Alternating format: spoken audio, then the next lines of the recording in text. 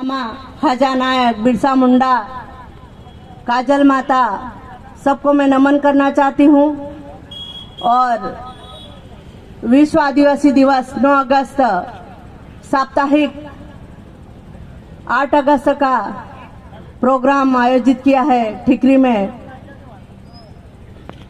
Committee को मैं बहुत बहुत धन्यवाद और आभार करना चाहती हूँ। आप लोगों की मेहनत,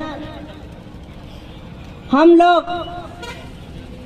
बोलते थे पहले कि हमारी ये वाली ठिकरी से बड़वानी की पट्टी, नर्मदा पट्टी, ये लोग जागृत नहीं हो रहे हैं।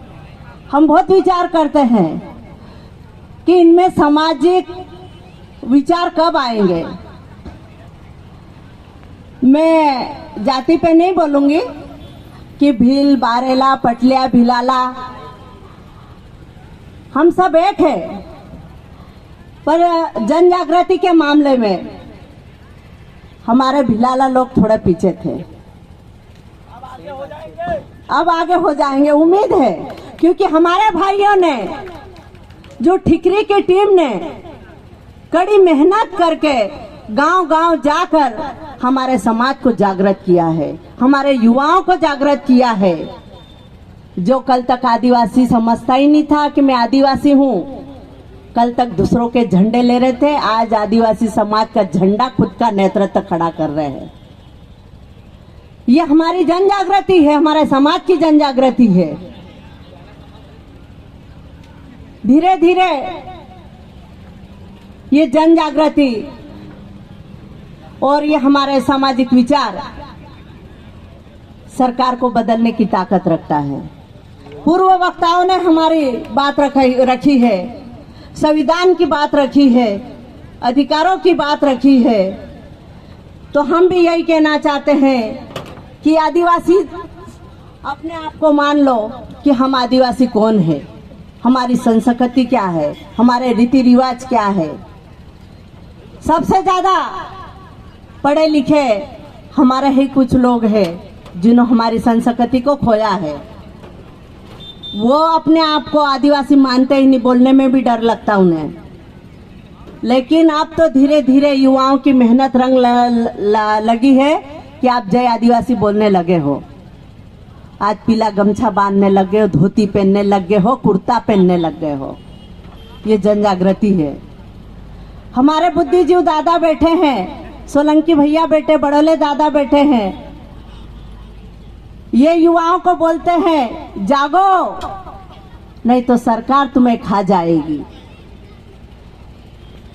हमारा नेतृत्व खड़ा करो, हमारे विचार रखो।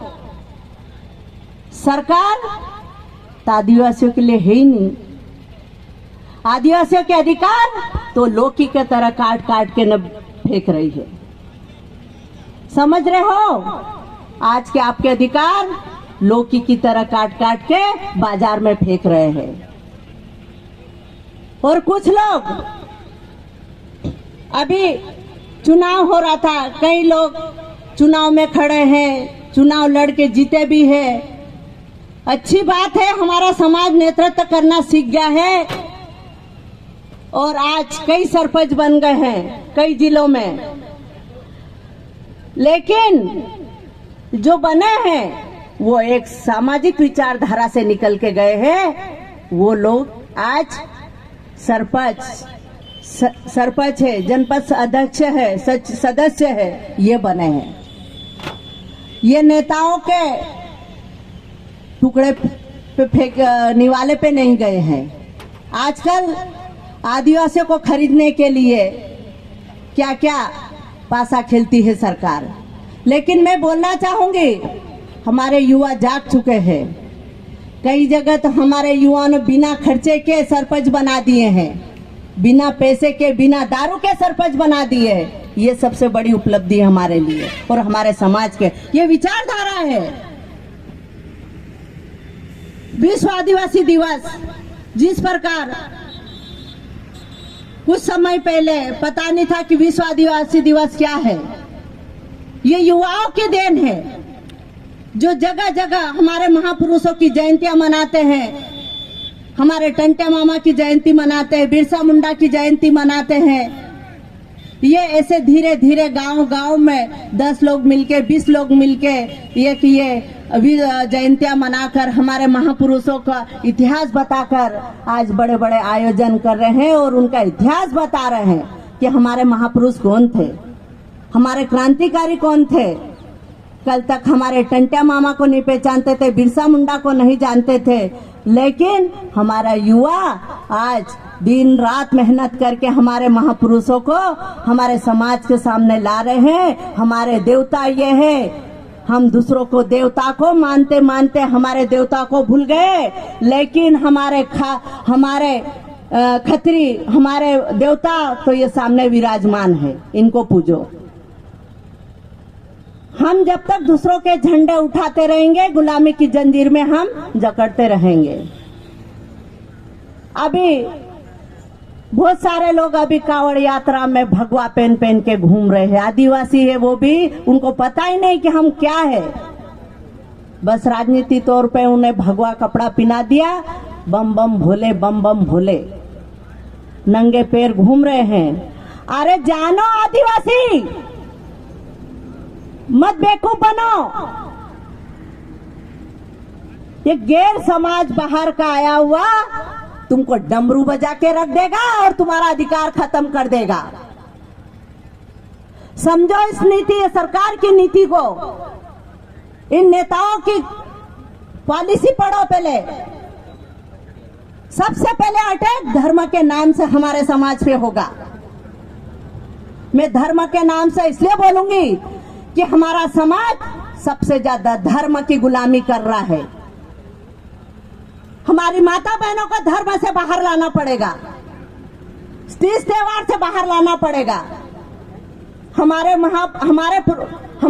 बुजुर्ग लोग पहले कौन सी पूजा करते आए हैं? खेत का खेड़ापति है, हनुमान बाबा है, भिलड़ बाबा है, महादेव बाबा है, ये है। लेकिन आज तो कौन से वो 36 करोड़ देवी देवता आ गए हैं, तो हमारे देवी देवता तो भूल ही गए हैं, वो 36 करोड़ देवी देवता की पूजने लग गए हैं। इसीलिए कहते हैं, पूर्व वक्ताओं ने कहा है, हमारी संस्कृति सभ्यता, हमारे रीति रिवाज जब तक हम जिंदा रखेंगे तब तक हम जिंदा रहेंगे। जिस दिन हमारे इतिहास और संस्कृति रीति रिवाज जिस दिन खत्म कर दिए, उस दिन आदिवासी भी खत्म हो जाएगा। और सरकार भी चाहती है कि आदिवासी इस देश में एक गुलामी की जंजीर में जकड़े जाए और धर्म के नाम के रोटी खाते जाए। लेकिन हमको वो चीज नहीं करना है, हमको संवैधानिक अधिकार की बात करना है। हमको आदिवासी को बचाना है, हमारे देश को बचाना है, हमारे युवा को बचाना है, हमारी महिलाओं को बचाना है। हम किसी भी जाति धर्म का विरोध नहीं करते हैं, हम हमारी बात करते हैं कि हमको आदिवासियों का नुकसान कहाँ हो रहा है, हमारी बर्बादी कहाँ हो रही है, हमको ये तुलना करना है। इसलिए मैं इतना ही कहना चाहूंगी कि मैं तो नहीं बोलना चाहती थी, लेकिन